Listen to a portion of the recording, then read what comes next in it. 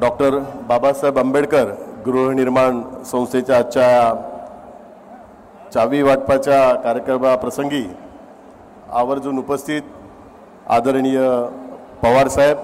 व्यासपीठावर उपस्थित सर्व मान्यवर आणि या ठिकाणी उपस्थित या गृहनिर्माण संस्थेचे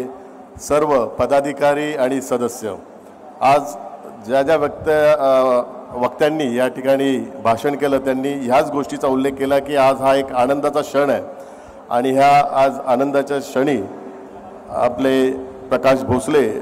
यांची आपल्या सर्वांना आठवण येते, कारण त्यांनी ह्या प्रकल्प पूर्ण करण्याकरता खूप मेहनत घेतली आणि वेळोवेळी ज्यावेळी मी खासदार होतो त्याच्या अगोदर आम्ही दोघे नगरसेवक होतो आणि त्यावेळी त्यांनी नेहमीच ह्या प्रकल्प पूर्ण करण्याकरता प्रशासकीय पातळीवर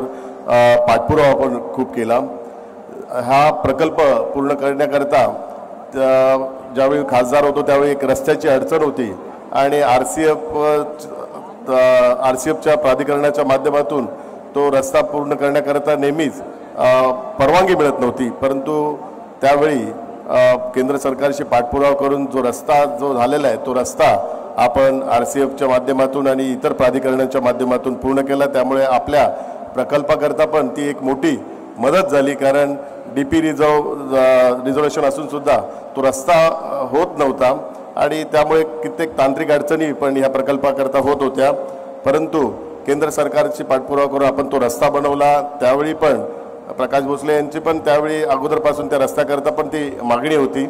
म्हणून ह्या रस्त्याला पण नाव आपण प्रकाश भोसले यांचं नाव देण्याचा पण एक प्रस्ताव आपण मुंबई महानगरपालिकेला दिलेला आहे।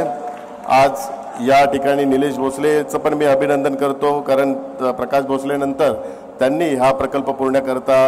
त्यांचा पाठपुरावा केला। आज खऱ्या अर्थाने त्यांचं एक स्वप्न पूर्ण होतं आहे आणि आपल्या सर्वांच्या आयुष्यात आजचा हा आनंदाचा क्षण आहे, कारण आपण नवीन घरात या ठिकाणी जात आहेत, नवीन आयुष्याला आपण सुरुवात करत आहेत। तर आपल्या सर्व नवीन आयुष्याला, भावी आयुष्याला मी हार्दिक शुभेच्छा देतो। धन्यवाद।